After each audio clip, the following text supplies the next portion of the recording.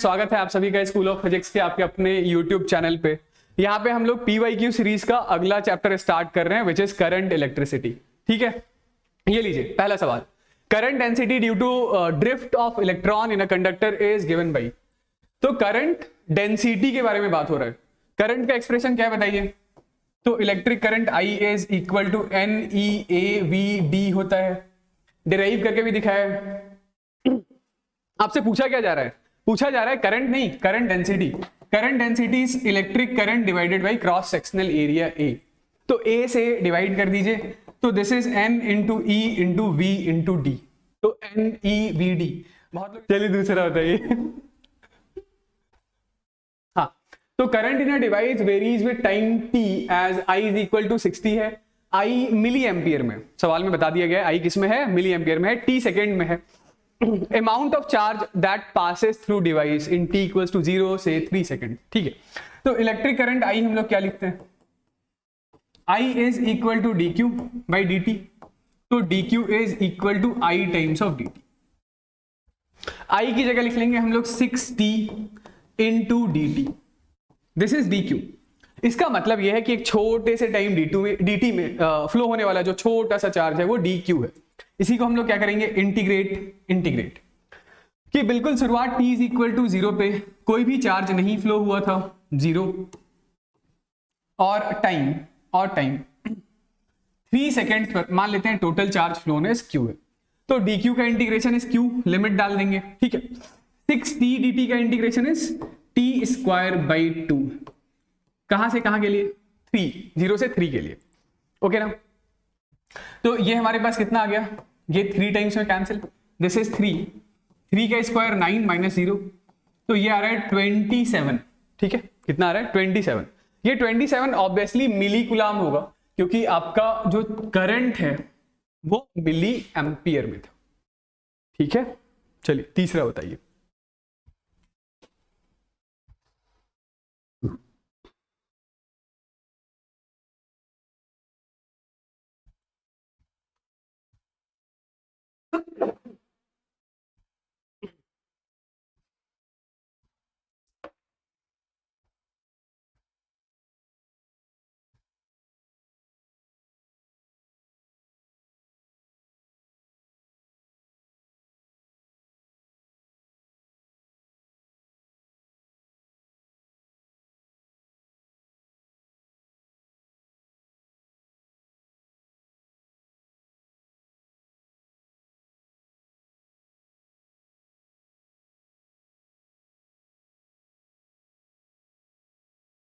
आया किसी का आंसर?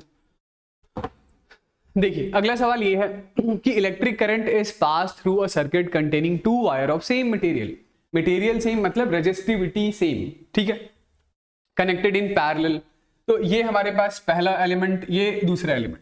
ठीक है, if length and radii of the wire are in the ratio, पहले का लेंथ L1 है, दूसरे का लेंथ L2 है, तो L1 डिवाइडेड बाई L2 की वैल्यू आपको बता दी गई है, दैट इज 3/2 है।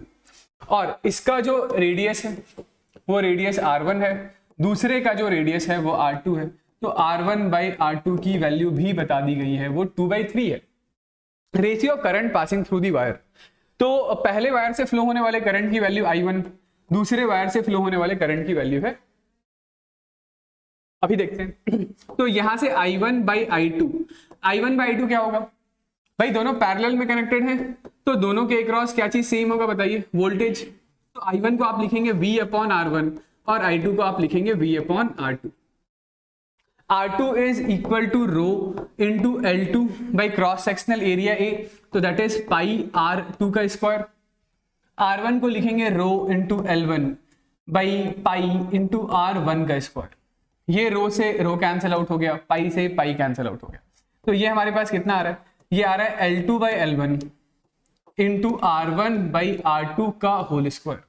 तो L2 बाई L2 यदि L1 बाई L2 3/2 है, तो ये हो गया हमारे पास 2/3, और R1 बाई R2 है 2/3, इसका स्क्वायर यानी कि 4/9। ठीक है, तो ये हमारे पास कितना आ रहा है, 8/27। कितना आ रहा है, 8/27। उल्टा भी तो एक ऑप्शन था। चलिए नेक्स्ट बताइए। तो क्वेश्चन ये है कि we use alloy for making standard resistors. Theory में बताया था कि जो कमर्शियल रजिस्टर्स होते हैं, कमर्शियल रजिस्टर बनाने के लिए हम लोग अलॉय यूज करते हैं, बताया था ना। क्यों? क्योंकि अलॉय के लिए अब रजिस्टर बनाना है तो रेजिस्टिविटी तो हाई होना चाहिए भाई। रेजिस्टेंस का फॉर्मूला क्या? Resistance is equal to rho into L by A, ठीक है। रो रेजिस्टिविटी है, तो इन अलॉयज की रेजिस्टिविटी हाई होती है, पहली बात। और दूसरी बात कि इसका जो टेम्परेचर कोफिशिएंट होता है रेजिस्टिविटी का या रेजिस्टेंस का, जिसको अल्फा से डिनोट करते हैं, ये टेम्परेचर कोफिशिएंट होता है change in resistivity per unit resistivity per unit rise in temperature. तो ये अल्फा किसी अलॉय का काफी ज्यादा लो होता है। इसके लिए जब हम लोग एक ग्राफ ड्रॉ करते हैं वाई एक्सिस के लॉन्ग रेजिस्टिविटी, एक्स एक्सिस के लॉन्ग टेम्परेचर, तो ये लगभग स्ट्रेट लाइन होता है काफी छोटे स्लोप के साथ। यानी जब आप टेम्परेचर बहुत सिग्निफिकेंट अमाउंट में बढ़ाते हैं तो भी रेजिस्टेंस या रेजिस्टिविटी में बहुत माइन्यूट चेंजेस आते हैं, ठीक है। तो low temperature coefficient of resistivity and high specific resistance, yes, पहला ही ऑप्शन बिल्कुल सही है। ओके ठीक है, आगे बढ़ते हैं, अगला बताइए।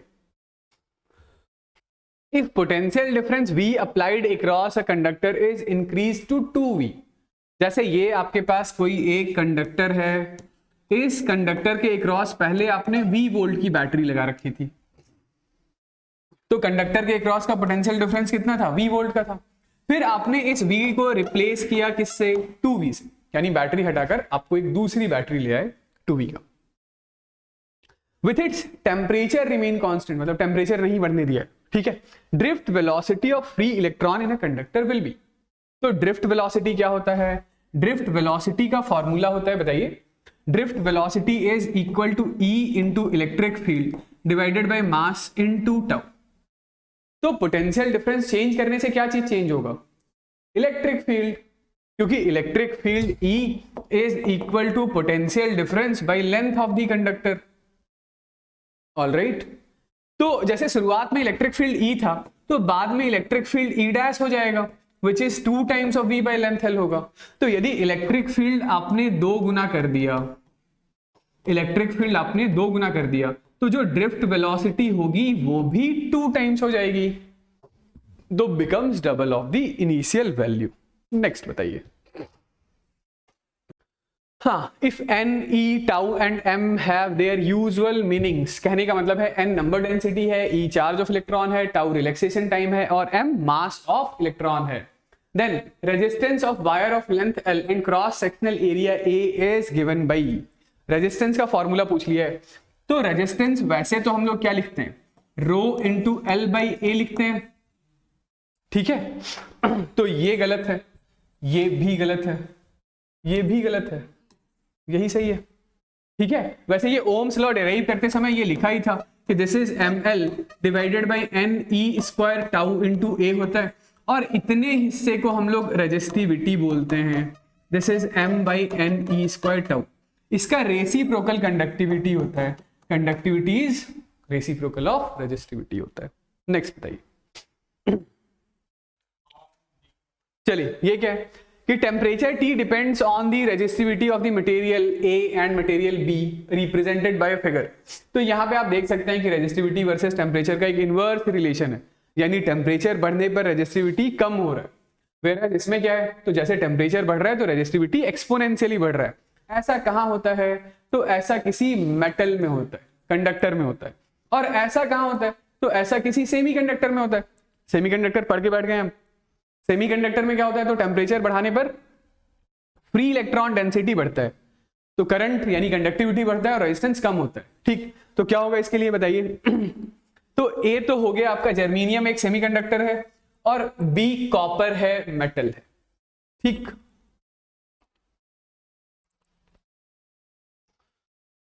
हाँ, ये बताइए।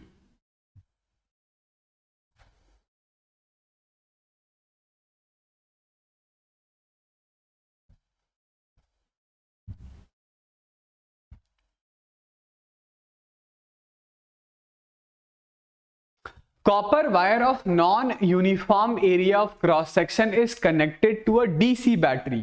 देखिए, non uniform cross sectional area मतलब ऐसा कोई कॉपर वायर, ऐसा ऐसा, इसको आपने एक डीसी सोर्स के क्रॉस कनेक्ट कर दिया है, ठीक। आपसे पूछा क्या जा रहा है कि physical quantity which remain constant through out the wire. भैया करंट, जो करंट यहां से फ्लो होगा वही करंट यहां से फ्लो होगा, वही करंट यहां से फ्लो होगा। करंट क्या होता है? Rate of flow of electric charge.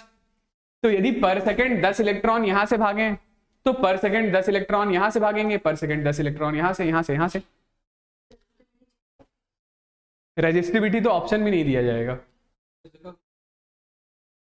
Current आपसे ऑप्शन जैसे हो सकता है कि कभी इसी सवाल के अंदर ऑप्शन दे दिया जाए कि बताओ ड्रिफ्ट वेलोसिटी चेंज होगा या नहीं होगा, बताओ करंट डेंसिटी चेंज होगा या नहीं होगा, बताओ इलेक्ट्रिक करंट चेंज होगा या नहीं होगा।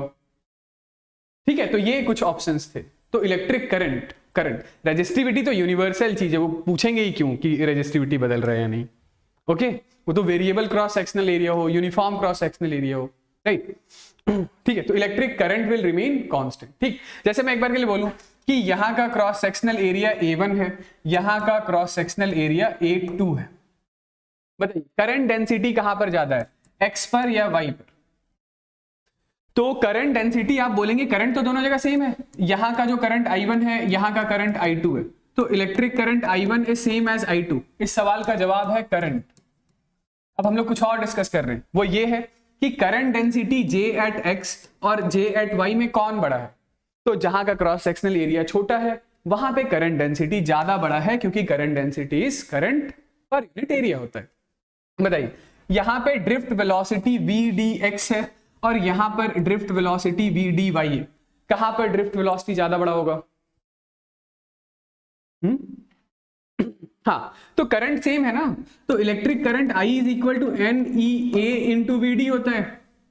N नंबर डेंसिटी है, वो तो कांस्टेंट है वायर, मतलब इस गिवन मटेरियल के लिए। E चार्ज ऑफ इलेक्ट्रॉन है, तो जहां का क्रॉस सेक्शनल एरिया छोटा होगा वहां पे ड्रिफ्ट वेलोसिटी ज्यादा होगा। तो ड्रिफ्ट वेलोसिटी कहां पर बड़ा होगा? तो drift velocity at point X will be greater than drift velocity at point Y। ठीक, आगे बताइए। चलिए, तो नेक्स्ट है कि how does mobility of electron in a conductor changes if potential difference applied across conductor is doubled, keeping the length and temperature of the conductor to be constant। क्या होता है भाई ड्रिफ्ट वेलोसिटी? ड्रिफ्ट वेलोसिटी के बारे में पूछा गया है ना, sorry, mobility of electron in a conductor changes. Mobility क्या होता है? मोबिलिटी को हम लोग म्यू से डिनोट करते हैं, तो mobility is drift velocity per unit applied electric field होता है। Mobility is drift velocity per unit applied electric field होता है। तो आपसे पूछ रहे हैं कि मोबिलिटी किसी इलेक्ट्रॉन का कंडक्टर के अंदर कैसे चेंज होगा यदि पोटेंशियल डिफरेंस आपने कंडक्टर के क्रॉस डबल कर दिया है, लेंथ और टेम्परेचर कुछ भी चेंज नहीं कर रहे हैं। तो क्या आंसर है? एक बार के लिए ड्रिफ्ट वेलोसिटी का एक्सप्रेशन लिखिए। तो drift velocity is E into electric field divided by mass of electron into tau by ये नीचे वाला E, तो E से E तो निपट गया, E से E तो निपट गया। तो मोबिलिटी कितना आ रहा है? This is E by M into tau. तो आप पोटेंशियल डिफरेंस जब बदलेंगे किसी कंडक्टर के क्रॉस तो इलेक्ट्रिक फील्ड भी बदलेगा, लेकिन mobility drift velocity per unit electric field है। आ रही बात समझ? पर यूनिट इलेक्ट्रिक फील्ड है, तो पर यूनिट इलेक्ट्रिक फील्ड होने की वजह से ये इलेक्ट्रिक फील्ड से इलेक्ट्रिक फील्ड कैंसिल आउट हो गया, और इलेक्ट्रिक फील्ड या पोटेंशियल डिफरेंस बदलने से मोबिलिटी नहीं बदलेगी। मोबिलिटी किससे बदलेगा? तो मोबिलिटी ये E और M तो वैसे ही कांस्टेंट है, रिलैक्सेशन टाइम से बदलेगा। रिलैक्सेशन टाइम कैसे बदलेगा? तो टेम्परेचर के बदलने से बदलेगा। जब आप टेम्परेचर बढ़ाते हैं तो इलेक्ट्रॉन की थर्मल एनर्जी बढ़ती है, इलेक्ट्रॉन जल्दी जल्दी टकराते हैं, तो ये टाउ कम होता है, तो वहां पे मोबिलिटी कम होती है। और टेम्परेचर घटाने पर इसका उल्टा। आंसर क्या करेंगे इसका? तो mobility of electron will remain constant. चलिए नेक्स्ट बताइए। IV graph of metallic wire at two different temperature T1 T2 as shown in the figure below। तो ये IV ग्राफ है, VI ग्राफ नहीं है। IV ग्राफ है, VI ग्राफ नहीं है। जैसे इसका नाम मैं X रख देता हूं, इसका नाम Y रख देता हूं, तो ये IV ग्राफ का स्लोप क्या देता है? कंडक्टेंस। तो क्या मैं ऐसा बोल दूं कि conductance of X is greater than conductance of Y? यानी कि रेजिस्टेंस ऑफ एक्स छोटा है, रेजिस्टेंस ऑफ वाई बड़ा है, तो resistance is directly proportional to temperature या इनवर्सली प्रोपोर्शनल? डायरेक्टली, इनवर्सली बोला आपने, डायरेक्टली। तो इसका मतलब क्या है? इसका मतलब है कि temperature T2 is greater than temperature T1। ठीक, चलिए अगला बताइए। नेक्स्ट काफी सिंपल था कि graph shows the variation of current versus voltage graph for a material that is gallium arsenide shown in the figure. Identify the region of negative resistance. तो negative resistance कहने का मतलब है कि आप ये D से E वाला सेगमेंट देखें तो यहां पे आपने वोल्टेज तो बढ़ाया है लेकिन करंट कम हो गया है। D पर करंट ज्यादा है और E पर करंट छोटा है। तो D से E आने पर करंट कम हो रहा है। करंट कम हो रहा है इसका मतलब क्या है कि यहां का रेजिस्टेंस आप कह सकते हैं नेगेटिव है। नेगेटिव है मतलब पॉजिटिव रेजिस्टेंस मतलब वोल्टेज बढ़ाने पर करंट बढ़ता है, ओम्स लॉ। नेगेटिव मतलब वोल्टेज तो बढ़ाया पर करंट कम हो गया। Where Ohm's law is obeyed. Ohm's law कहां वैलिड है? तो ओम्स लॉ आप बोल सकते हैं कि ये O से B वाला जो सेगमेंट है लगभग ये एक स्ट्रेट लाइन है, तो इस O से B वाले सेगमेंट में यहां से यहां तक में ओम्स लॉ वैलिड होगा। ठीक है, आगे नेक्स्ट बताइए। नेक्स्ट है कि potential difference V is applied across conductor of length L and cross sectional area A। ये लीजिए, ये कंडक्टर में ड्रॉ कर देता हूं। इस कंडक्टर का लेंथ है L और क्रॉस सेक्शनल एरिया है है ना। How will the drift velocity of electron and the current density be affected if another identical conductor of same material were connected in series with the first conductor. तो आपने इसी के जैसा एक दूसरा कंडक्टर और जोड़ दिया इसके साथ ऐसा। ओके, अनदर आइडेंटिकल कंडक्टर का मतलब क्या है? लेंथ भी इसका L है, इसका भी क्रॉस सेक्शनल एरिया A होगा। ठीक है, ये किसी बैटरी के क्रॉस आपने कनेक्ट कर दिया है। ठीक है, हाँ भाई। तो पहले सिचुएशन में जब सिर्फ ये कनेक्टेड था, मान लेते हैं कि बैटरी का पोटेंशियल V था। ओके, तो इस सेगमेंट का रेजिस्टेंस आप R लिख लीजिए, तो इस सेगमेंट का भी रेजिस्टेंस कितना होगा? R होगा। तो सबसे पहले सिचुएशन में current I is equal to V by R था, which is N into E into A into drift velocity VD आप लिख सकते हैं। ओके ना। दूसरे सिचुएशन में क्या हुआ? तो दूसरे सिचुएशन में जब आपने एक आइडेंटिकल एलिमेंट इसके साथ जोड़ दिया तो अब इस पूरी जगह का रेजिस्टेंस 2R हो गया।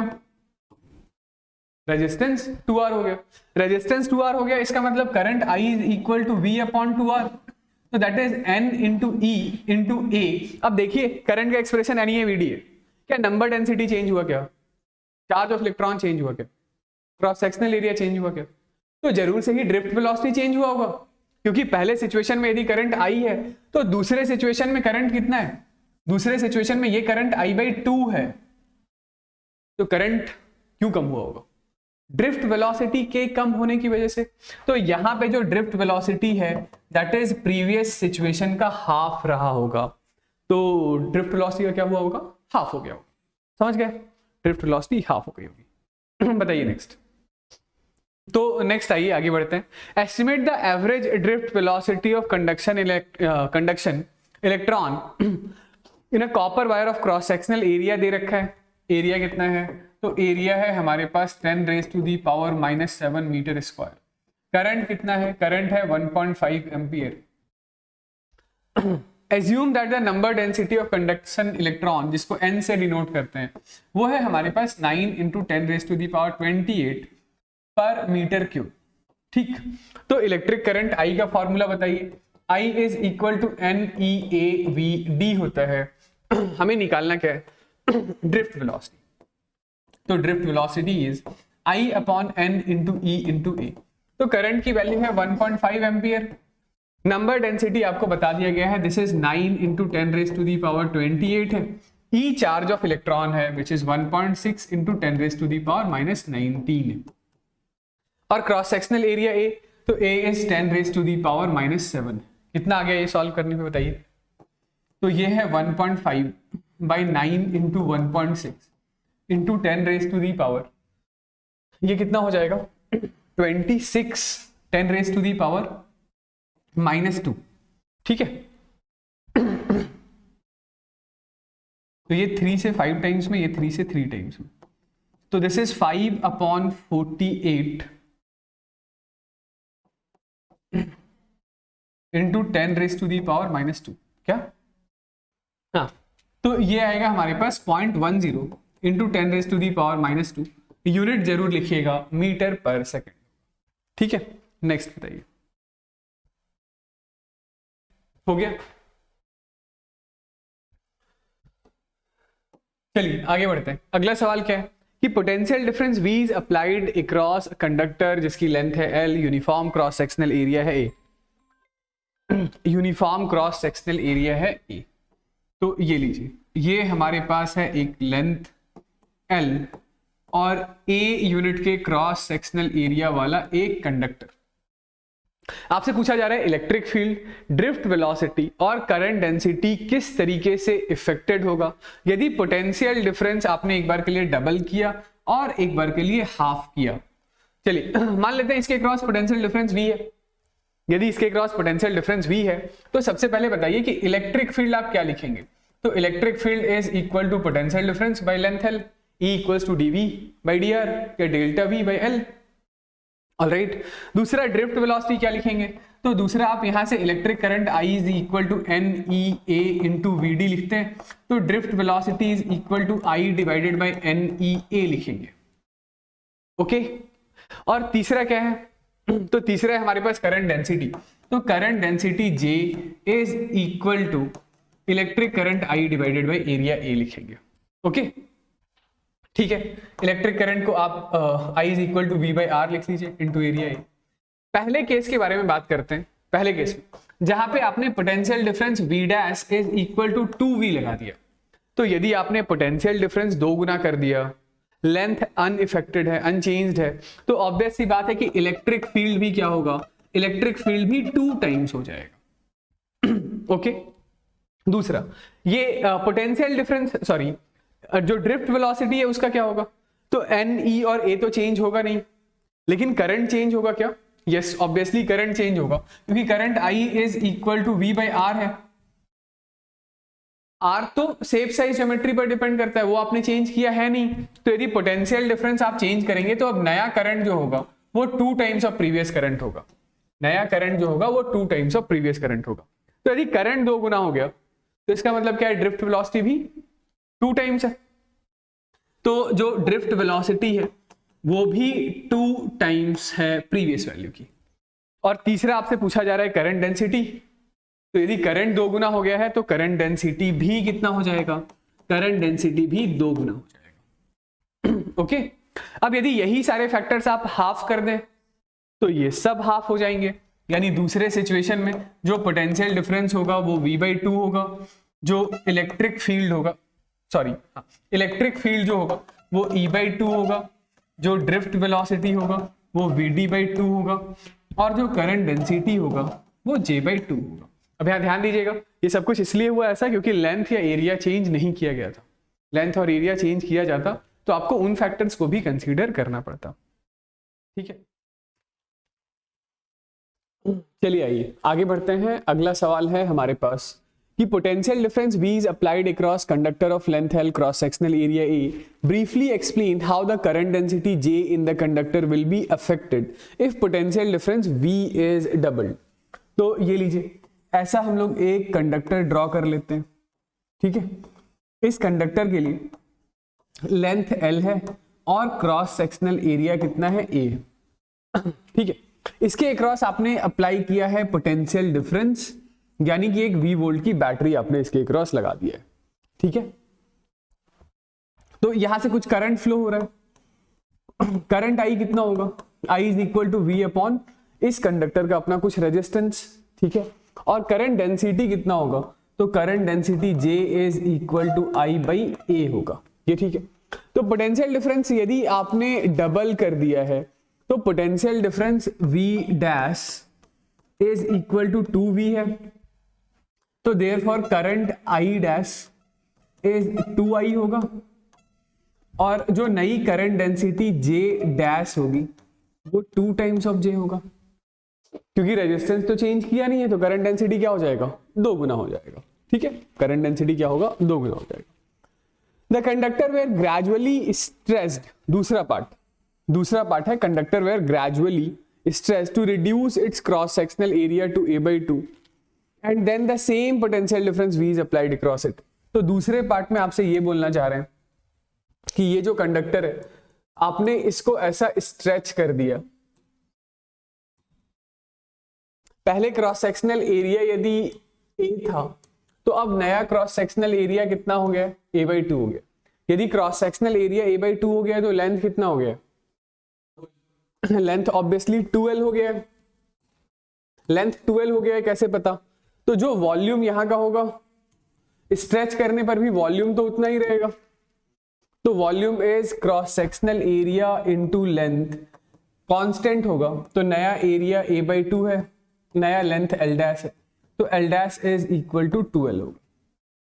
तो हेंस अब इस सेगमेंट का जो रेजिस्टेंस होगा, resistance is rho l by a होता है, तो आप इसे लिखेंगे रो, नया लेंथ है 2l, नया एरिया है a/2, तो this is 4 times of rho l by a है।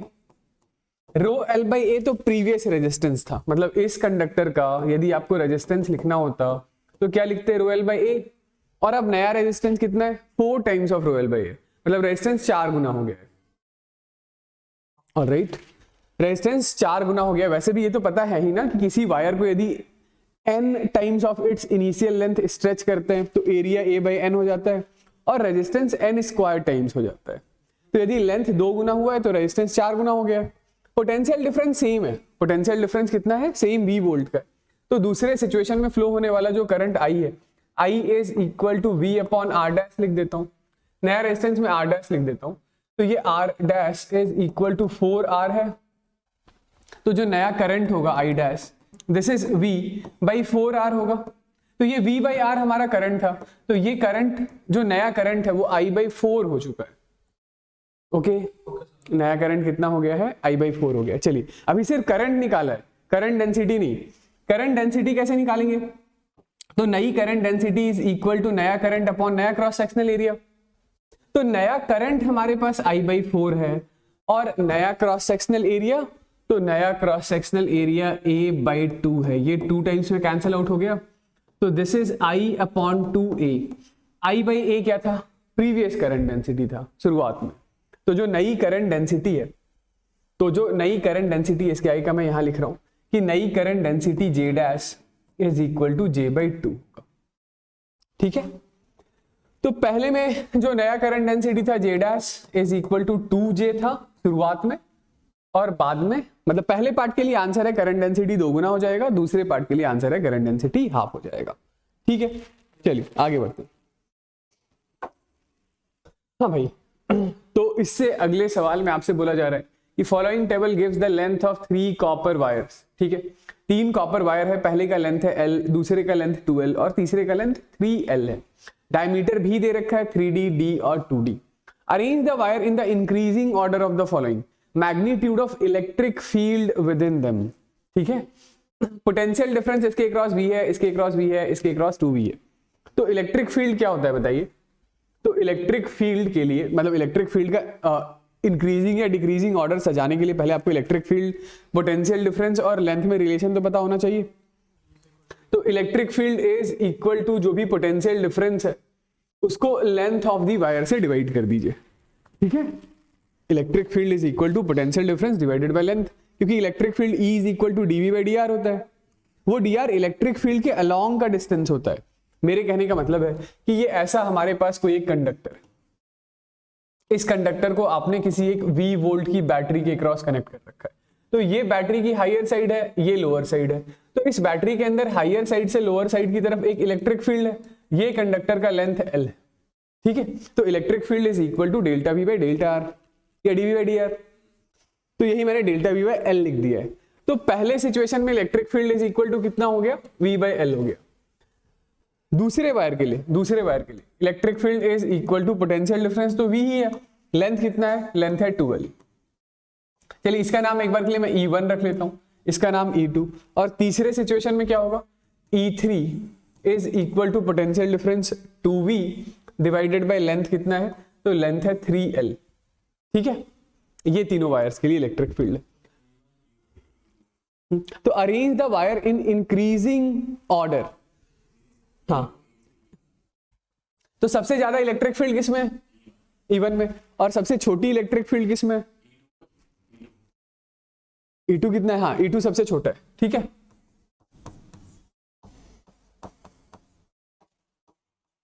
ऑलराइट, ये पहले पार्ट का आंसर आ गया।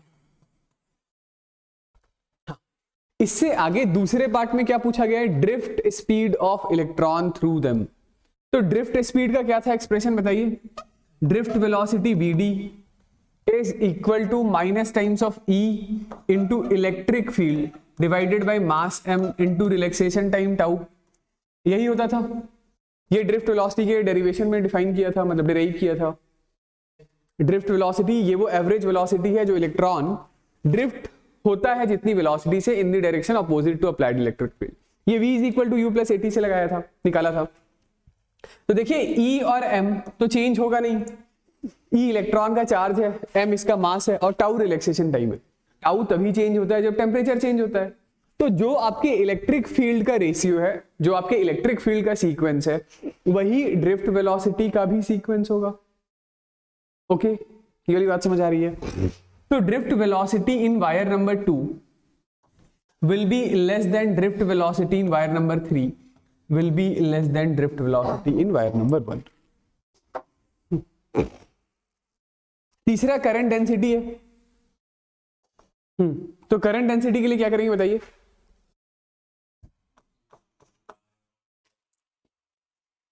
वेक्टर लॉ, वेक्टर फॉर्म क्या था ओम्स लॉ का? तो वेक्टर फॉर्म था ओम्स लॉ का, J is equal to conductivity into electric field. यही था ना?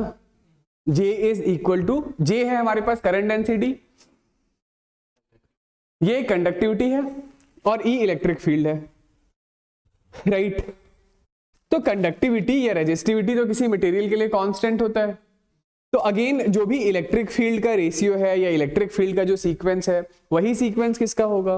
करंट डेंसिटी का। तो ठीक इसी तरीके से हम लोग क्या बोल सकते हैं कि current density of wire 2 will be lesser than current density of wire 3, और सबसे बड़ा करंट डेंसिटी किसका होगा? वायर नंबर 1 का।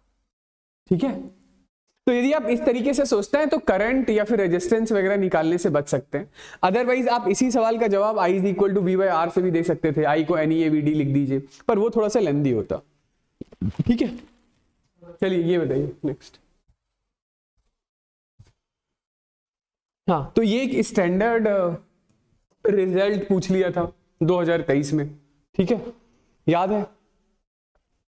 नहीं याद है? चलिए देखिए, ये ऐसा है कि ये हमारे पास ऐसी एक सर्किट, इस सर्किट में ये है हमारे पास एक एक्सटर्नल रेजिस्टर R, ये एक सेल है, और ये इसका इंटरनल रेजिस्टर R।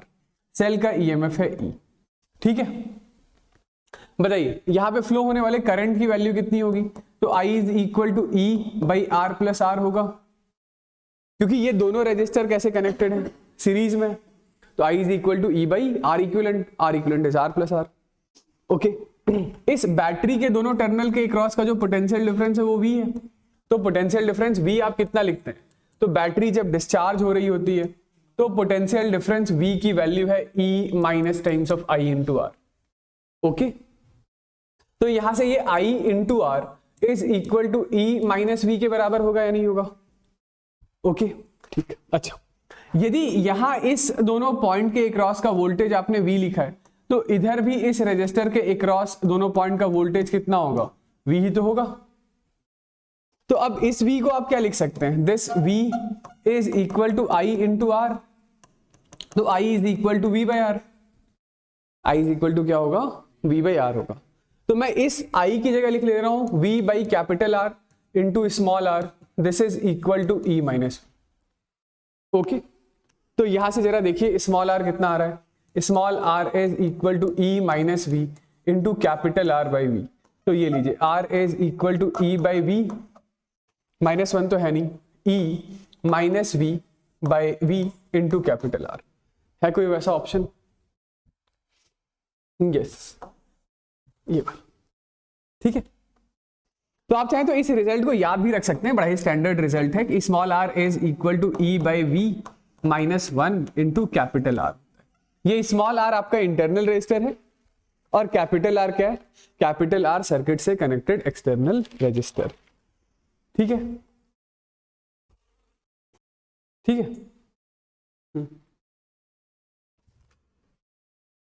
तो दो सोर्सेज हैं जिसका ईएमएफ सेम है, दोनों सीरीज में कनेक्टेड हैं।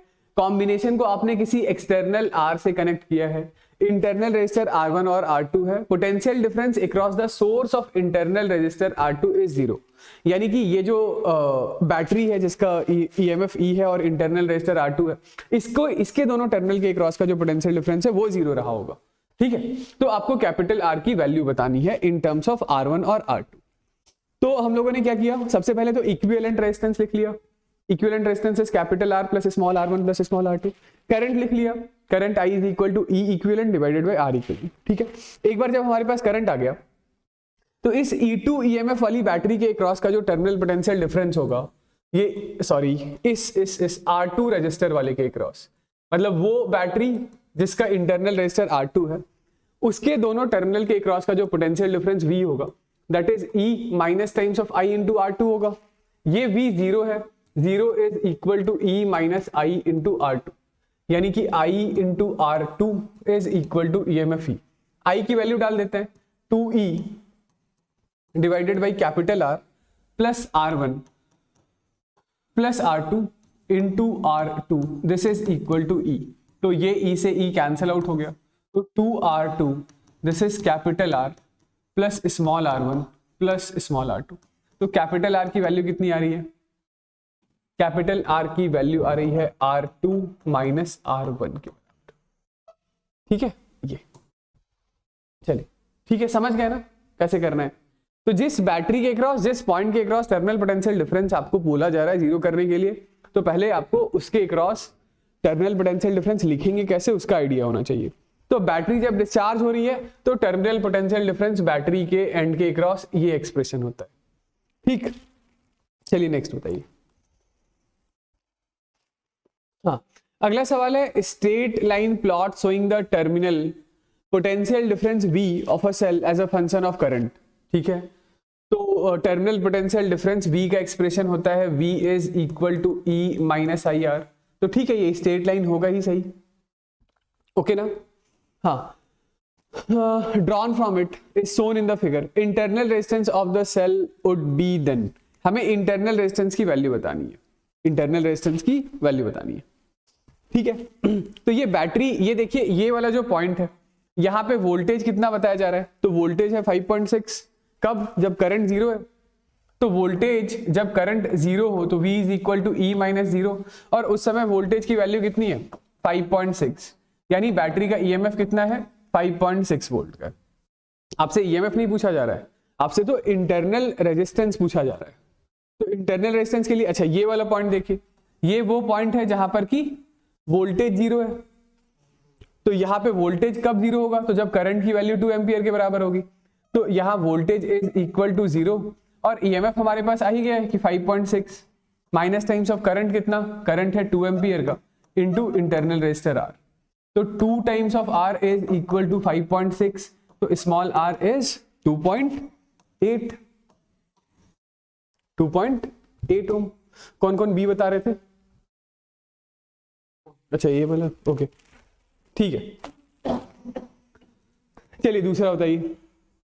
हाँ, तो नेक्स्ट है कि एक सेल है जिसका EMF E है, इंटरनल रेजिस्टर R है, connected to a variable external resistor R। Graph of terminal potential difference V as a function of R।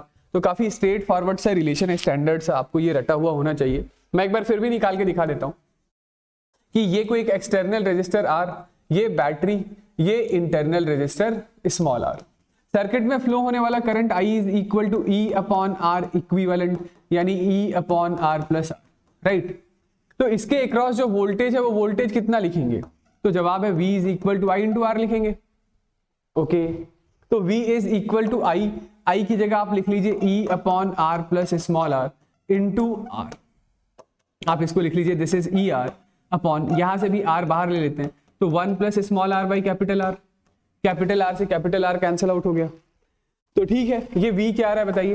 तो V is equal to E by 1 plus small r by capital R। तो इसका graph कैसा होगा, ऐसा होगा। ठीक है, यानी जब R की वैल्यू 0 है तो उस समय V भी 0 है, और जब R की वैल्यू टेंडिंग टुवर्ड्स इंफिनिटी है तो उस समय V की वैल्यू टेंडिंग टुवर्ड्स E है। ठीक है, चलिए नेक्स्ट बताइए। तो कुछ वैसा सही सवाल है अगला कि the plot of the variation of potential difference across combination of 3 identical cell in series versus current is shown below. 3 identical cell, पहले का ईएमएफ ई मान लेते हैं इंटरनल रेजिस्टर R, दूसरे का भी EMF E internal resistor R, तीसरे का भी ईएमएफ ई और इंटरनल रेजिस्टर R मान लेते हैं। ये सब किसी एक्सटर्नल R के क्रॉस कनेक्टेड है। तो इन तीनों बैटरी को हटाकर एक बैटरी लगाना होगा, तो उस इकलौते बैटरी का ईएमएफ क्या लिखेंगे, 3। इन तीनों छोटे छोटे R को हटाकर एक R लगाना होगा, तो उस इकलौते R की वैल्यू 3R, और ये नीचे है हमारे पास कैपिटल R। ठीक है, यही है ना। चलिए ये वाला पॉइंट देखिए, तो ये V वर्सेस I का ग्राफ है, V वर्सेस I का। तो इसके दोनों एंड के क्रॉस जो टर्मिनल पोटेंशियल डिफरेंस होगा V, उस V का expression V is equal to 3E minus times of I into 3R, यही लिखेंगे ना। यहां पर आप देख सकते हैं इस पॉइंट पर करंट कितना होगा, इस पॉइंट पे करंट 0 होगा। तो जब करंट 0 होगा तो V की वैल्यू 3E के बराबर होगी, और V की वैल्यू है कितनी, 6 वोल्ट। तो 6 इज इक्वल टू 3E है, तो E की वैल्यू कितनी है, 2 वोल्ट। यानी कि ईएमएफ ऑफ ईच सेल कितना आ गया, तो ईएमएफ ऑफ ईच सेल आ गया 2 वोल्ट। ठीक है, ये वाला जो पॉइंट है आपका, ये वाला पॉइंट, इस पॉइंट पर V कितना है, इस पॉइंट पर V 0 है, तो करंट कितना है, 1 एम्पियर है। तो इसी इक्वेशन पर वापस से आइए कि V की वैल्यू 0, 3E की वैल्यू 6 माइनस करंट है 1 इंटू 3R, तो 3R इज इक्वल टू 6, तो small r is also equals to 2 ohm. तो R की वैल्यू भी कितनी है, 2 ओम। ठीक है, चलिए नेक्स्ट बताइए। तो काफी आसान सा सवाल अगला कि एक है 10 वोल्ट की battery of negligible internal resistor is connected across 200 volt battery and resistance of 38 ohm.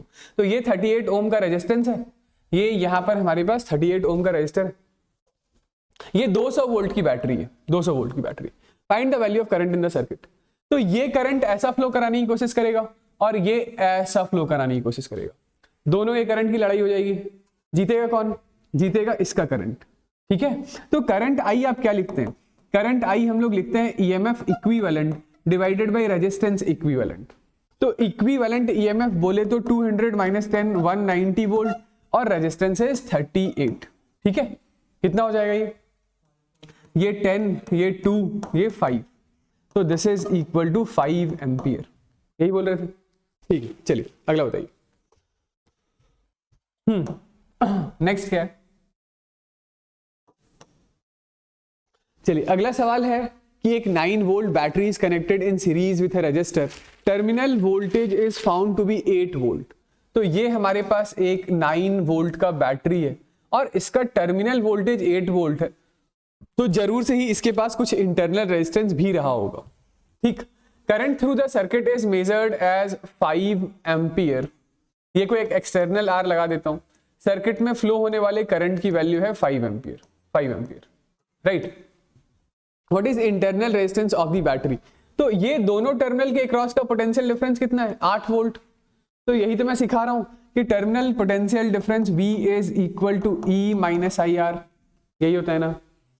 तो टर्मिनल पोटेंशियल डिफरेंस की वैल्यू है 8, बैटरी का EMF है 9 माइनस करंट की वैल्यू है 5 इंटू R। तो ये हमारे पास 5R की वैल्यू 9 माइनस 8 1, स्मॉल r की वैल्यू है 1/5 ओम। ठीक है, यही आ रहा था 1/5। ठीक, चलिए नेक्स्ट बताइए। हाँ, तो अगला सवाल है, एक बैटरी है जिसका ईएमएफ है 12 वोल्ट, इंटरनल रेजिस्टेंस है 2 ohm, is connected to a 4 ohm register.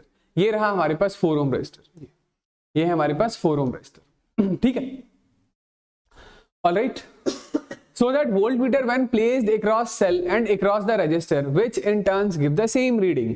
तो वोल्टमीटर चाहे आप बैटरी के अक्रॉस लगाएं चाहे 4 ओम रेजिस्टर के अक्रॉस लगाएं सेम रीडिंग आएगी, ठीक है। तो उसके लिए आपको क्या करना होगा कि सबसे पहले तो इस सर्किट का इक्विवेलेंट रेजिस्टेंस लिखना होगा। तो इक्विवेलेंट रेजिस्टेंस इज 4 एक्सटर्नल और बैटरी का 2 6 ओम। सर्किट में फ्लो होने वाला करंट बताइए, तो करंट होगा EMF divided by equivalent resistance that is 2 ampere. अब अभी जो वोल्ट मीटर लगा है बैटरी के अक्रॉस यानी सेल के अक्रॉस, सेल के लिए सेल के अक्रॉस जो टर्मिनल पोटेंशियल डिफरेंस V है this is E minus IR होता है।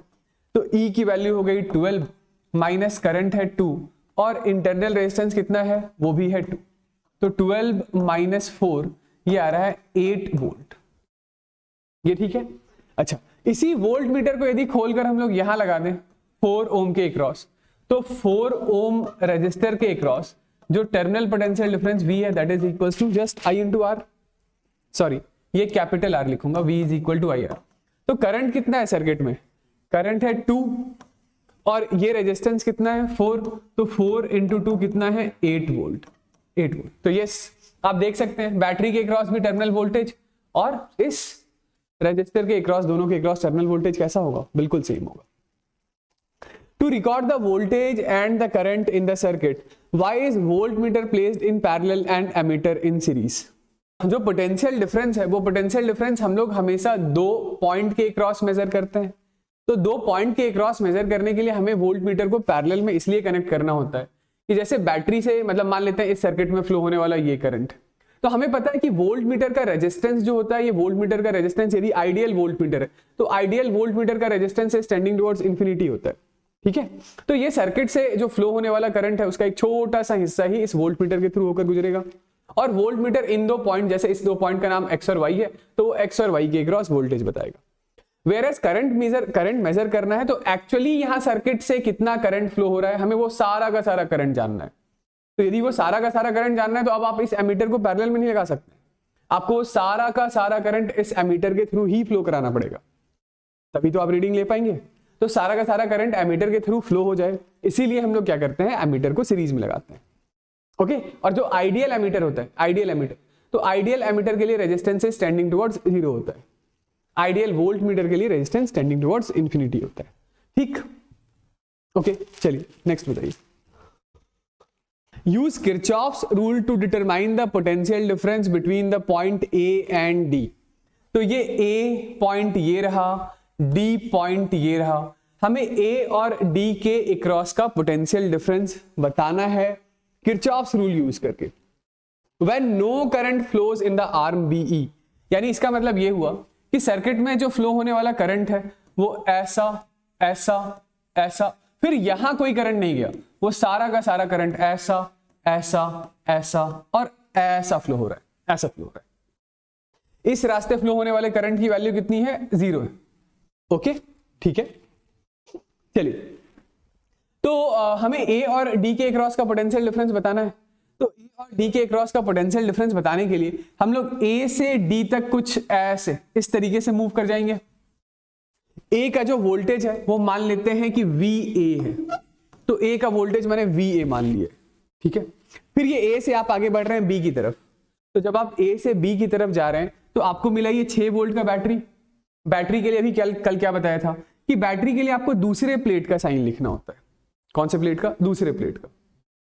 तो पहला प्लेट है बड़ा वाला पॉजिटिव, दूसरा प्लेट है छोटा वाला नेगेटिव, तो दूसरे प्लेट का साइन यानी कि माइनस बैटरी के ईएमएफ की वैल्यू 6 वोल्ट। अब आप कहां गए, अब आप बी पर आ गए। अब बी से डी तक जाने का एक रास्ता ये ऐसा वाला भी है, दूसरा रास्ता ऐसा वाला भी है, तो हम लोग ये वाला रास्ता लेंगे, ये रास्ता नहीं लेंगे। क्यों नहीं लेंगे, क्योंकि इसमें एक आगे अननोन रजिस्टर आर है, हमें नहीं पता, उस रजिस्टर के थ्रू फ्लो होने वाला करंट भी नहीं पता। लेकिन यदि आप इस रास्ते से चलकर जाते हैं पॉइंट डी तक, तो आप बी से आगे बढ़े बढ़े बढ़े, ये एक बैटरी मिला, बैटरी में अगेन पहला साइड पॉजिटिव दूसरा साइड नेगेटिव। बैटरी के लिए हम लोग किस प्लेट का साइन लिखते हैं, दूसरे प्लेट का। तो फिर बैटरी के लिए हम लोग क्या लिखेंगे, फिर से बताइए, माइनस टाइम्स ऑफ 3। ये आगे बढ़ रहे हैं तो एक रजिस्टर दिख रहा है, लेकिन इस रजिस्टर के अक्रॉस कोई करंट ही नहीं फ्लो हो रहा है, तो I इंटू आर की वैल्यू कितनी है, 0, यानी कि इसके अक्रॉस आपको कुछ भी लिखने की जरूरत नहीं है, दिस इज 0 इंटू R1, तो 0 ही रहेगा। यहां से आ गए आप पॉइंट ई पर, ई से आगे बढ़ते बढ़ते डी पर आ गए, this is equal to voltage at point D. तो यहां से हमारे पास जवाब आ रहा है VA minus VD is 6 minus 3, मतलब minus 6 minus 3 that is 9 volt, ये हमारा, ठीक है।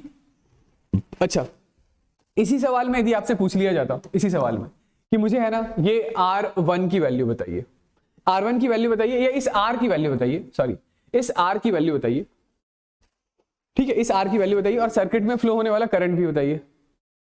हाँ, तो एक काम करते हैं, सबसे पहले सर्किट में फ्लो होने वाला करंट निकालते हैं। तो करंट निकालने के लिए मैं इस लूप में KVL लगा दूं। करंट निकालने के लिए हम लोग इन लूप AFEBA में बात कर रहे हैं, ठीक है। चलिए पॉइंट A से स्टार्ट करते हैं। A से आप ऊपर गए तो कैसे जा रहे हैं? इन the direction of current. In the direction of current यानी कि -I इंटू ये रेजिस्टेंस विच इज 2 ओम, ठीक है। फिर ये बैटरी के क्रॉस आप चले लोअर से हाई है, तो क्या लिखेंगे बताइए? +1। फिर ये पॉइंट F पर आ गए, फिर से 3 ओम रेजिस्टर के cross in the direction of current, तो minus times of 3 into current I। Point E पर आ गए, E से B की तरफ जा रहे हैं, इसके लिए फिर से कुछ लिखने की जरूरत नहीं है। ये फिर से एक बैटरी मिला, तो माइनस से प्लस की तरफ यानी कि +3। कहां पर आ गए? B पर, और फिर B से A की तरफ जा रहे हैं, तो फिर से देखिए बैटरी से लोअर से हायर साइड दूसरे प्लेट का साइन यानी कि +6, दिस इज इक्वल टू 0। तो ये कितना आ गया हमारे पास? 3I और 2I 5I, this is equal to 6 + 3 9 और 1 10। तो electric current I is equal to आ रहा है 2 एम्पियर। करंट कितना है? 2 एम्पियर। 2 एम्पियर।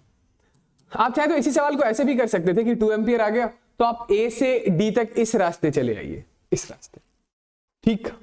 अच्छा, अब इस एक्सटर्नल R की वैल्यू पूछ ली जाए, ये जो कैपिटल R है इसकी वैल्यू पूछ ली जाए, तो इस पूरे लूप में लगा दीजिए।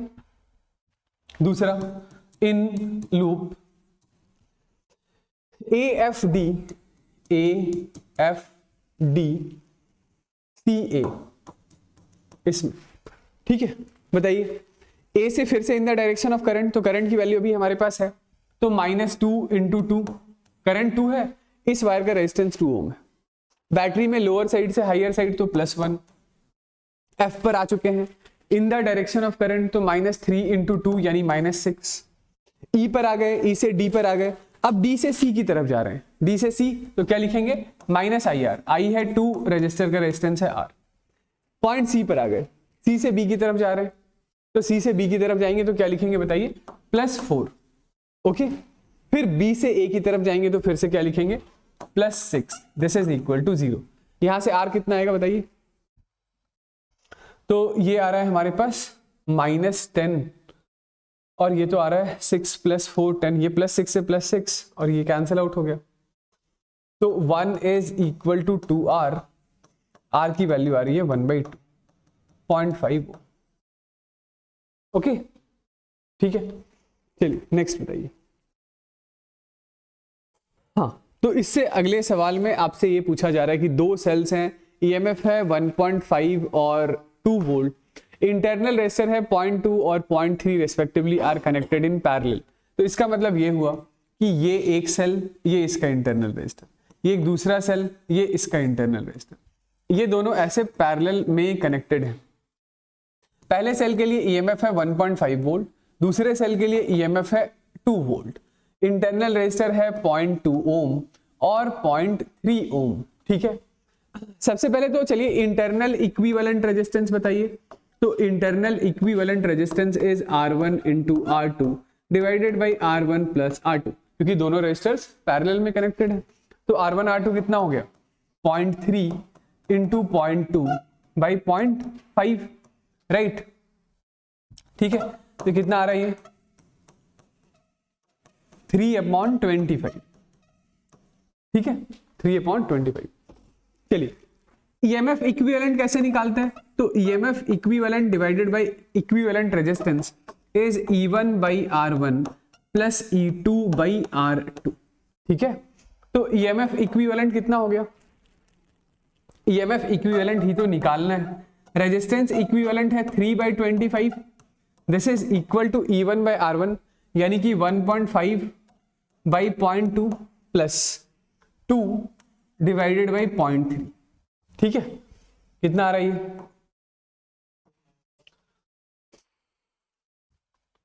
तो ये लीजिए, इसके आई का मैं इधर लिख रहा हूं कि this is EMF equivalent by 3 into 25, this is equal to 85/6। तो ये 3 से 2 टाइम्स में, तो ईएमएफ इक्विवेलेंट इज 85/50। इतना ही होगा क्या? फाइनल आंसर 85/6 बताया था क्या? ओके ओके, तो ये लीजिए, ठीक है, यानी कि ये 1.7 वोल्ट।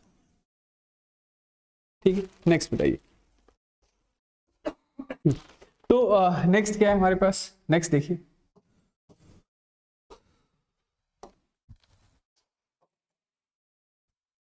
एक बैटरी है जिसका ईएमएफ है ई, इंटरनल रेजिस्टर है r, when connected across external resistance of 12 ohm produces a current of 0.5 ampere.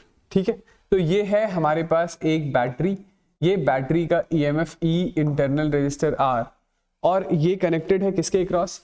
तो एक एक्सटर्नल रेजिस्टर 12 ओम के क्रॉस। सर्किट में फ्लो होने वाला करंट आपको बता दिया गया है, करंट इज 0.5 एम्पियर।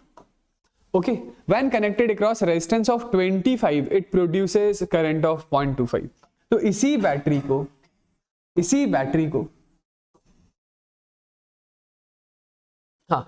को यदि आपने 25 ओम रेजिस्टर के क्रॉस लगाया है तो अब करंट की वैल्यू घटकर 0.25 हो गई है। ऑलराइट, तो डिटरमाइन ईएमएफ और इंटरनल रेजिस्टर। चलिए, पहले सिचुएशन में ये जो करंट आई है विच इज 0.5 एम्पियर, इसको क्या लिखेंगे? तो इसको लिखेंगे बैटरी का EMF E upon equivalent resistance which is 12 plus small r. ठीक है, केस 1। दूसरे सिचुएशन में यही वही बैटरी है जिसका ईएमएफ ई है और इंटरनल रेजिस्टर आर है। तो अब यहां पर करंट क्या लिखेंगे? तो यहां पर आप करंट लिखेंगे this is 0.25, this is equal to EMF E upon 25 plus r. ठीक, equation number 2।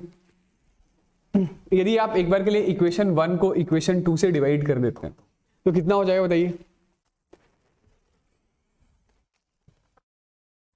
0.5 divided by 0.25, this is equal to E upon 12 plus r by E upon 25 plus r. तो ई से ई कैंसल आउट हो गया, ये कितना हो गया बताइए? 2 टाइम्स में, तो this is 24 plus 2r, this is equal to 25 plus r. तो small r is equal to 1 ohm आ गया। स्मॉल r कितना आ रहा है? 1 ओम आ रहा है। स्मॉल r इधर 1 ओम डाल दीजिए, तो यहां से EMF E is equal to 0.5 into 13 हो जाएगा। तो ये कितना आ जाएगा? 6.5। स्मॉल ये ईएमएफ की वैल्यू आ जाएगी 6.5 वोल्ट। ओके, ठीक है, समझ गए? नेक्स्ट बताइए। In the given circuit assuming point A to B at 0 potential, मतलब इस पॉइंट का पोटेंशियल कितना है? इस पॉइंट का पोटेंशियल है 0। Use Kirchhoff's rule to determine the potential at point B. काफी आसान सा सवाल है, ठीक है। अब देखिए, ए से बी तक जाने के लिए आपके पास कितने रास्ते हैं? या तो ए से बी तक ऐसे चले जाइए, क्या इस रास्ते का यूज करेंगे? नहीं यूज करेंगे क्योंकि आर की वैल्यू नहीं पता है। या तो ए से बी तक आप इस रास्ते चले जाइए, जाएंगे क्या? इस रास्ते भी नहीं जाएंगे। क्यों नहीं जाएंगे? क्योंकि R1 नहीं पता है। किस रास्ते जाएंगे? ये ऐसा जाएंगे, ऐसा, ठीक है। ऐसा जब जाएंगे तो लिखिए पॉइंट ए का पोटेंशियल VA, ये बैटरी में आप लोअर साइड से हायर साइड जा रहे हैं तो +1, पॉइंट C पर आ गए, ठीक है। अच्छा, जब करंट देखिएगा तो करंट ये यहां से 2 एम्पियर दे रखा है और यहाँ पे 1 एम्पियर दे रखा है, तो ऑब्वियसली इस रास्ते फ्लो होने वाले करंट की वैल्यू 1 एम्पियर रही होगी। करंट फ्लो हो रहा है D से C, आप जा रहे हैं C से D। In the direction of current तो -IR, in the direction opposite to current तो +IR। तो I कितना हो गया? 1, रेजिस्टेंस कितना हो गया? 2, ठीक है। ये यहां से चलकर पॉइंट D पर आए और फिर D में आप बैटरी से हायर साइड से लोअर साइड जा रहे हैं तो -2, दिस इज इक्वल टू कहां पर आ गए आप? पॉइंट B पर आ गए। तो पॉइंट A का पोटेंशियल तो 0 है ही सही, ये कितना हो गया हमारे पास, तो ये +2 से -2 कैंसिल आउट हो गया, पॉइंट बी का पोटेंशियल तो 1 वोल्ट आ रहा है। चलिए नेक्स्ट बताइएगा। देखिए सर्किट क्या है, तो using Kirchhoff rule calculate the potential difference between point B and D. तो बी और डी के बीच का पोटेंशियल डिफरेंस आप तभी बता पाएंगे जब इस सर्किट में फ्लो होने वाला करंट भी आपको पता चल जाए, है ना भाई, करंट पता चलेगा तभी तो कर पाएंगे। तो ये देखिए जो बैटरी है 2 वोल्ट की, इसके पास अपना एक इंटरनल रेजिस्टर है 2 ओम का। ये जो 1 वोल्ट की बैटरी है इसके पास भी एक इंटरनल रेजिस्टर है। 3 वोल्ट वाली बैटरी के पास भी एक इंटरनल रेजिस्टर है, और ये 1 वोल्ट वाले बैटरी के पास भी एक इंटरनल रेजिस्टर है। ओके ना, ठीक है। एक बार के लिए मान लेते हैं क्या कि इस रास्ते फ्लो होने वाले करंट की वैल्यू है I1, ठीक, और इस रास्ते फ्लो होने वाले करंट की वैल्यू है I2। ये I1 या I2 मानते समय आपको बैटरी की पोलैरिटी के बारे में कोई चिंता नहीं करना है कि बैटरी किधर पॉजिटिव है किधर नेगेटिव है। आप तो जस्ट मान लीजिए कि इधर रास्ते इस 2 वोल्ट वाली बैटरी से फ्लो होने वाले करंट की वैल्यू है I1, और यहां से फ्लो होने वाले करंट की वैल्यू है I2, ठीक है। तो यहां से ये I1 आया, यहां से I2 आया, तो दोनों पॉइंट डी पर जुड़ गए, और इस 2 ओम वाले रेजिस्टर के अक्रॉस फ्लो होने वाले करंट की वैल्यू कितनी हो गई है, I1 plus I2। I1 plus I2 में से दोबारा से I1 इधर चला गया और ये I2 इधर आ गया। ओके, तो 2 अननोन है, I1 भी नहीं पता, I2 भी नहीं पता, तो आपको कम से कम 2 इक्वेशन तो बनाना पड़ेगा। ओके ना, चलिए 2 इक्वेशन हम लोग बनाते हैं। हाँ, कौन सा 2 इक्वेशन बना लें, तो पहला हम लोग इस लूप में बना लेते हैं। तो पहला हम लोग लूप ले लेते हैं A D B A D B A में ये A से स्टार्ट करते हैं। तो A से जब आप आगे बढ़े, चलिए B से स्टार्ट करते हैं। B से आगे बढ़े, पहले हमें मिल गया एक रेजिस्टर 2 ओम का, ठीक है। तो उसके लिए क्या लिखेंगे, -2 इंटू करंट I1, ठीक है। ये इंटरनल रेजिस्टर की बात हो रही है। इसके बाद ये बैटरी है, तो बैटरी में आप लोअर साइड से हायर साइड जा रहे हैं, तो +2 पॉइंट ए पर आ गए। फिर से एक बैटरी है, बैटरी में हायर साइड से लोअर साइड आ रहे हैं, तो -1। फिर एक 1 ओम का रेजिस्टर है इन द डायरेक्शन ऑफ करंट, तो माइनस क्या लिखेंगे बताइए, करंट कितना है, करंट है I1, तो -I1 इंटू 1। डी से बी की तरफ यानी in the direction of current जा रहे हैं, जब in the direction of current तो -I1 plus I2 into resistance 2, this is equal to 0। कितना आ गया ये हमारे पास, ये आ रहा है 2 - 1 is 1, this is equal to ये I1 2I1 और 2I1 और, तो this is equal to 4I1 और दूसरी साइड जाकर के +2I2। ये हो गया हमारे पास इक्वेशन नंबर 1, ठीक है। दूसरा हम लोग इस लूप में लगा लेते हैं इक्वेशन, इस लूप में, तो दूसरे लूप का नाम है BCDB में, ठीक है। चलिए B से C की तरफ चलते हैं। तो B से C की तरफ तो सबसे पहले +1, फिर ये 1 ओम रेजिस्टर, तो minus times of I2 into 1। यहां पे फ्लो होने वाले करंट का नाम I2 रख रखा है, तो I2 इंटू 1। C से आगे बढ़िए, C से आगे बढ़े तो पहले 3 ओम का रेजिस्टर मिला, तो -3I2। फिर ये बैटरी में हायर साइड से लोअर साइड, तो -3 पॉइंट डी पर आ गए, और डी से बी तो फिर से इन दी डायरेक्शन ऑफ करंट ही जा रहे हैं, तो -I1 प्लस I2 इंटू ये जो रेजिस्टर है हमारे पास वो 2 ओम का है, दिस इज इक्वल टू 0। तो इस इक्वेशन को क्या लिखेंगे बताइए, इसको मैं इधर लिख रहा हूं, -3 + 1, this is -2, this is equal to 2 हो गया दूसरी साइड जाकर के। ये I2 और I2 कितना हो गया, ये -2 इधर ही लिखता हूं, तो ये 3I2 और 1 4I2, ठीक है, और -2I2 यानी कि 5I2 और 2I1।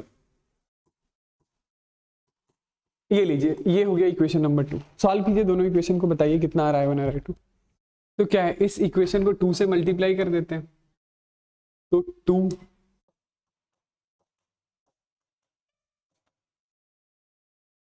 फिर से बताइएगा I1 कितना आ गया, 9/16 एम्पियर, और I2 -5/8। तो I1 प्लस I2 कितना होगा, हमें तो I1 प्लस I2 चाहिए होगा ना, तो I1 प्लस I2 इज 9/16 -5/8, ठीक है। तो ये 16 9 माइनस 8 से ये 2 टाइम्स में 10, तो I1 प्लस I2 की वैल्यू आ रही है -1/16। माइनस साइन का मतलब सिर्फ इतना सा है कि एक्चुअली करंट ऐसा फ्लो हुआ होगा, कितना, तो 1/16 एम्पियर का। आपसे पूछा क्या जा रहा था, आपसे B और D के अक्रॉस का पोटेंशियल डिफरेंस पूछा जा रहा है। तो potential difference VB minus VD is I into R होगा। तो I की वैल्यू हो चुकी है 1/16 और रेजिस्टेंस है हमारे पास 2 से 8 टाइम्स में। तो VB minus VD is equal to 1/8 volt. ठीक है, एक बार कैलकुलेशन देख लीजिएगा इसका I1 और I2 का, ठीक है ना, कि I1 और I2 की वैल्यूज क्या आ रही है। ऑलराइट, नेक्स्ट बताइए। हाँ, तो अगला सवाल ऐसा है, find the value of resistance R। ठीक है, ये R की वैल्यू आपको निकालना है in the circuit shown in the figure so that current in the circuit is 0.2 ampere. Circuit में फ्लो होने वाला करंट कितना है, 0.2 एम्पियर का। What would be the potential difference between point A and B? A और B के बीच का पोटेंशियल डिफरेंस भी बताना है। चलिए स्टार्ट करते हैं। देखिए, ये 5 ओम और ये 5 ओम, जब कभी भी ऐसी सर्किट का कोई प्रॉब्लम आए, ठीक है, तो आप हमेशा ये देखिएगा सीरीज पैरेलल में जो रेजिस्टर्स कनेक्टेड है, तो वो एंड की साइड से कौन सा रेजिस्टर कैसे कनेक्टेड है, क्योंकि ये स्टार्टिंग में ये 15 30 इसमें तो जज नहीं कर सकते। इधर तो बता सकते हैं ना कि भाई जो भी करंट इस 5 एम्पियर से, सॉरी इस 5 ओम से फ्लो हुआ है, वही सारा का सारा करंट इस 5 ओम से फ्लो हुआ होगा। तो ये लोग दोनों कैसे कनेक्टेड हो गए, सीरीज में। कितना हो गया, इन दोनों का जो रेजिस्टेंस है उसका नाम हम लोग R डैश लिख देते हैं, दैट इज 10। इस R डैश के साथ ये 30 और ये 15, ये लोग तीनों कैसे कनेक्टेड होंगे, पैरेलल में। तो पूरी सर्किट का जो 1/R इक्विवेलेंट, पूरी सर्किट का नहीं, इन तीनों का इस इतने से नेटवर्क का जो इक्विवेलेंट होगा, मैं उसे R इक्विवेलेंट डैश नाम दे रहा हूं। तो this is equal to 1/10 plus 1/30 plus 1/15 होगा, राइट। ये कितना हो जाएगा, दिस इज 33 प्लस 1 प्लस 2। तो ये R इक्विवेलेंट डैश की वैल्यू है 30/6 यानी 5 ओम। यानी इस पूरे नेटवर्क को हटाकर आप क्या कर सकते हैं, 5 ओम का रेजिस्टर लगा सकते हैं।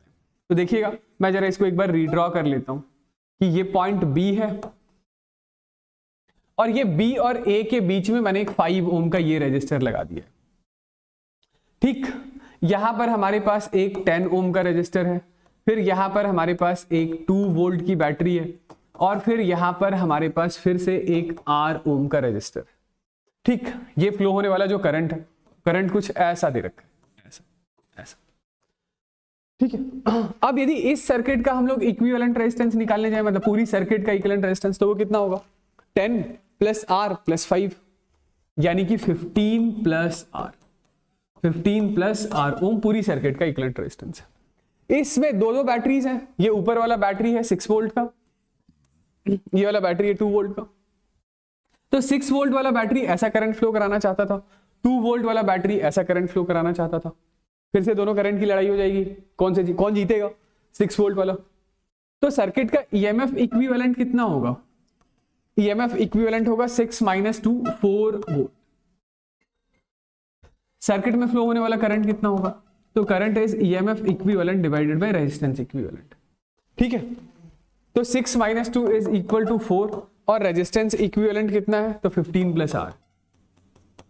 ठीक, पर ठीक है, ये कितना हो गया हमारे पास, ये आ रहा है 4/15 प्लस R। ठीक है, ऑलराइट।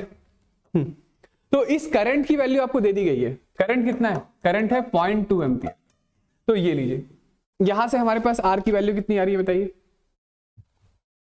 तो this is 0.2 into 15 plus R, this is equal to 4। ठीक है, तो 15 plus R is equal to 4/0.2। ठीक है, तो यहां से R की वैल्यू आ रही है 5। R की वैल्यू कितनी आ रही है, 5। समझ गए, R की वैल्यू 5। अब R की वैल्यू आ गई, ठीक है, करंट आपको पता है ही सही, AB के अक्रॉस का पोटेंशियल डिफरेंस आप बता देंगे। ये था हमारे पास पॉइंट A और ये है हमारे पास पॉइंट B। जो फ्लो होने वाला करंट है वो करंट ऐसा है। तो यदि आपको पोटेंशियल डिफरेंस ए बी के अक्रॉस चाहिए तो V A B is equal to I into R. I कितना है, तो ये आई पूरा इन सबको हटा करके एक रेजिस्टर लगा दिया था 5 ओम का, तो उस 5 ओम से भी फ्लो होने वाले करंट की वैल्यू कितनी है, 0.2 एम्पियर ही तो है। तो this is just equals to 0.2 into resistance that is 5। ठीक है, तो ये हमारे पास आ रहा है 1 वोल्ट। ए बी के क्रॉस का पोटेंशियल डिफरेंस कितना होगा, 1 वोल्ट होगा। V is equal to I into R हम लोगों ने लगाया, समझ गए।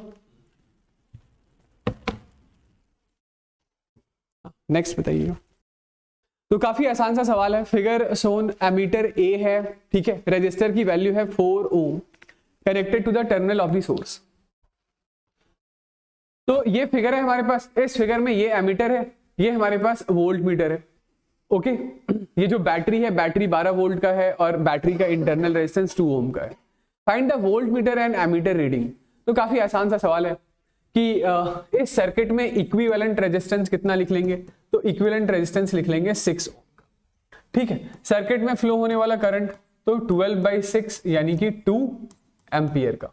रीडिंग इन वोल्ट मीटर यानी बैटरी के क्रॉस का वोल्टेज, फिर से V is equal to E minus I are.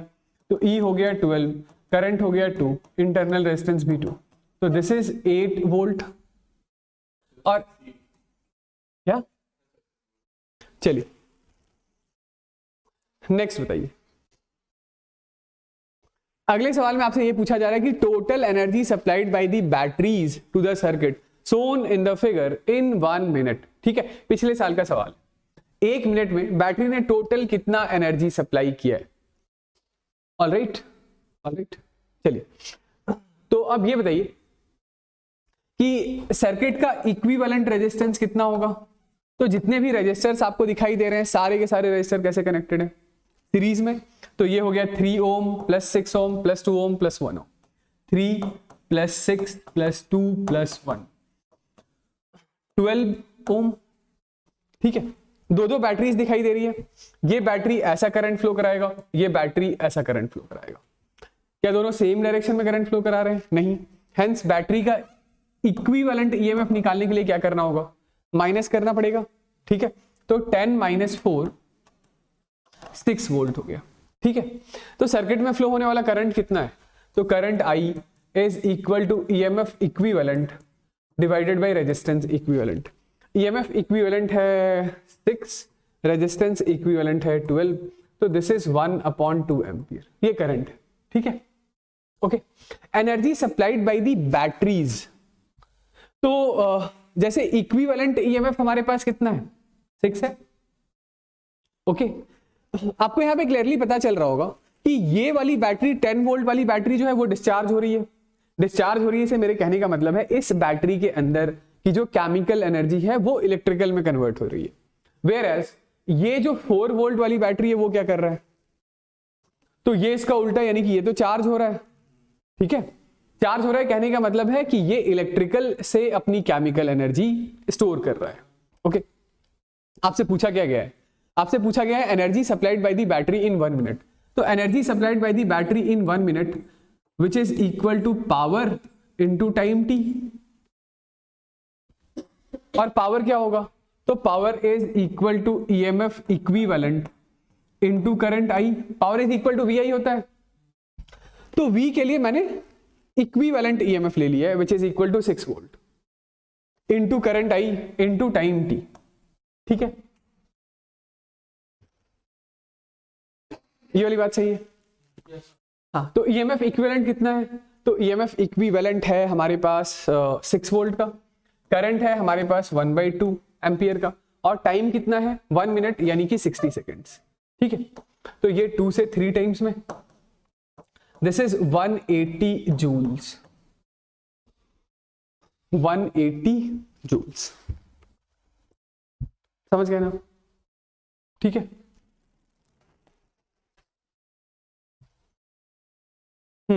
चलिए नेक्स्ट देखिएगा। अ heating element is mark 210 volt 630 what. तो ये कोई एक हीटिंग एलिमेंट है, मान लेते हैं ये कोई एक हीटर है जिसके अक्रॉस रेटिंग दे रखा है 210 वोल्ट 630 वॉट।